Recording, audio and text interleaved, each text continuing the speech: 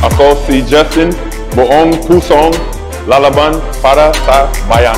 Dalawang European team ang nilaglag ng Asian team. Iyak si Omari Spellman, pasok na din sa semis ang Lebanon mga idol. Good news para kay Kai Sotto at sa Gilas Pilipinas. Naangatan na natin ang Cameroonian player number 1 na si Justin Brownlee. Maliban sa Gilas Pilipinas mga idol, isang Asian team pa ang nasa semis na din ng Olympic qualifying tournament. Nakakatuwa lang, dalawang European team ang nilaglag ng Asian teams. Ang goal lang ang tinalo ng Lebanon para umabante sa semifinals. Emosyonal ang Lebanon mga idol, napaiyak sa tuwa si Omari Spellman. Pinangunahan ni Spellman ang Lebanon sa laban na yan. Umiscore ng 22 points, samahan niya ng 13 rebounds at 3 assists. Tumikada ng 4 na 3 mga idol out of 9 attempt. Yun nga lang, ang malakas na team na Bahamas ang nakaabang sa kanila sa semifinals, kung saan naglalaro ang 3 NBA player na sina DeAndre Ayton, Buddy Hield at Eric Gordon. Isa pa sa mga kaabang-abang na matchup sa semifinals, etong banggaan ng dalawang NBA superstar, ang Slovenia ni Luka Doncic at ang Greece ni Giannis Antetokounmpo. Samantalang handang-handa na din ang Gilas Pilipinas kontra Brazil. Mamaya na yan mga idol, July 6, 8:30 PM. Nakakabilib talaga etong si Coach Team mga idol. After pala ng laban nila sa Georgia, walang pahingahan, agad in-scout ang laban ng Brazil kontra sa Cameroon. Mukhang may panggulat na naman ata etong si Coach Team. Good news para sa Gilas Pilipinas mga idol, kumpirmado na ang maglalaro si Kai Sotto. Salamat naman dahil malaking tulong talaga si Kai sa Gilas, both offense and defense. Mapigilan or malimitahan sana ng Gilas etong top scorer ng Brazil, ang ex-NBA player na si Bruno Cabuco. Eto talaga ang siguradong magpapahirap mamaya sa ating Gilas team. Isang 6'9"